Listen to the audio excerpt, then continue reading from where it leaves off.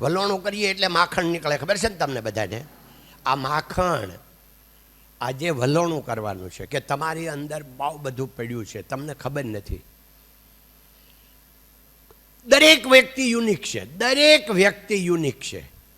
એક હોય એવો બીજો હોય જ નહીં. ગોવિંદ કાકા જેવા બીજા ન થઈ શકે, તમારી જેવા કોઈ ગોવિંદ કાકા ઉપર થઈને નીચે પડે તો તમારી જેવા ન થઈ શકે.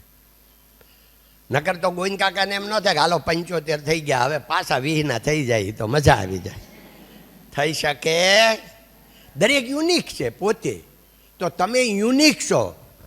એટલે અત્યારે જે યંગસ્ટરો જે સુસાઇડ કરે છે એ અજ્ઞાનતા આપણે દૂર કરવાની છે. આપણો ક્યાંય એમાં નંબર નો આવી જાય, આપણો ક્યાંય એમાં વિચાર નો આવી જાય. કેમ નો આવે? તો આપણે આપણી જાતને ઓળખીએ તો કે હું કોણ છું, કેટલો મહત્વનો છું, એ આપણને ખબર પડવી જોઈએ. તો એ આ વલોણામાં આપણે વાત કરવાની છે. પાયો છે ધર્મ. ધર્મ એટલે શું ખબર છે? હિન્દુ ધર્મ, મુસ્લિમ ધર્મ, ખ્રિસ્તી એ ધર્મ નહીં. ધર્મ એટલે માનવતા. તું માણા થા, ઈ ધર્મ. ધર્મ એટલે માનવતા. એટલે આપણે આજે ઈ સત્સંગ કરવાનો છે કે આપણે કેટલા ધાર્મિક છીએ, કેટલા માનવતામાં છીએ, કેટલા માણસ છીએ. કારણ કે આપણો ઈગો એટલો મોટો હોય છે ને. અત્યારે તમારી ઉંમરમાં અત્યારે બધાને કેવા સપના હોય ખબર? હું ઉથલ પાથલ કરી નાખીશ, રાષ્ટ્ર બનાવી દઈશ, રાષ્ટ્રને મહાન બનાવી દઈશ. બહુ સારા વિચાર છે મિત્રો, પણ મુંગેરી લાલના સપના નહીં હોવા જોઈએ. સપના આપણી કેપેસિટી પ્રમાણેના હોવા જોઈએ. એ વાત આપણે કરવાની છે. આપણે એ વાત સમજવાની છે કે આ કેવી રીતે શક્ય બને. જો આજ જ મેં આમાં જોયું તો એટલે મને યાદ આવ્યું કે સમય એ સૃષ્ટિનો બહુ મોટો કોરિયોગ્રાફ છે. સમય આપણને સતત નચાવતો રહેશે. સમય ક્યારેક દોડાવે છે, ક્યારેક થકાવે છે, અને ક્યારેક નમાવે છે, અને ક્યારેક આપણને અટકાવે છે. આ બધું કોણ કરે છે? સમય.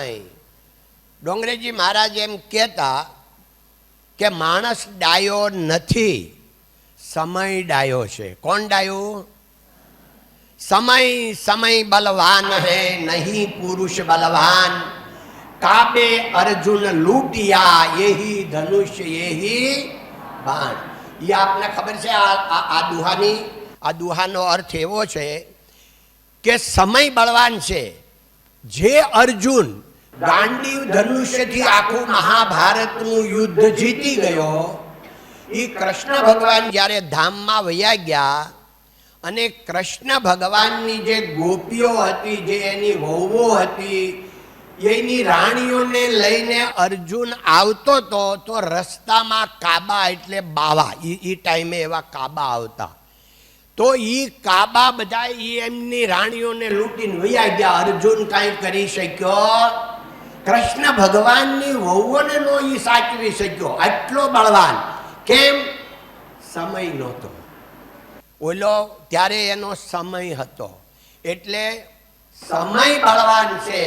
પડદા પાછળ શું છુપાયેલું આપણને ખબર નથી. એટલે આમાં કહે છે કે સમય ક્યારેક અથડાવે છે.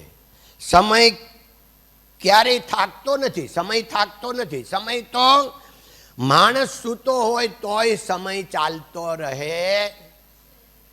એટલે હું ઘણા વાર કહું છું કે દરેક સમયની પળમાં ચળ કપટ હોય છે. એ પળ કેવી આવશે કોઈને ખબર નથી.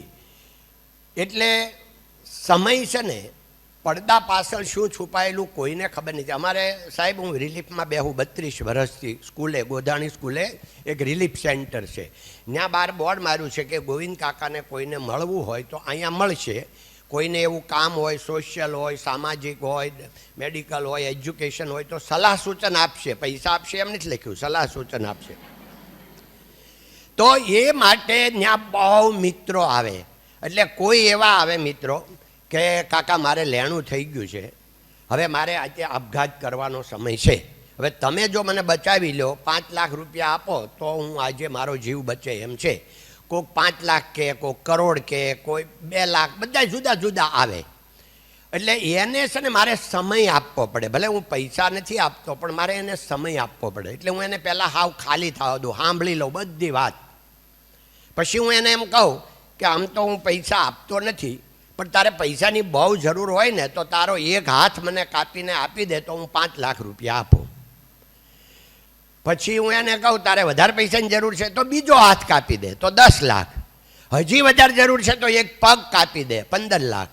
હજી વધારે જરૂર છે તો બીજો પગ કાપી દે 20 લાખ.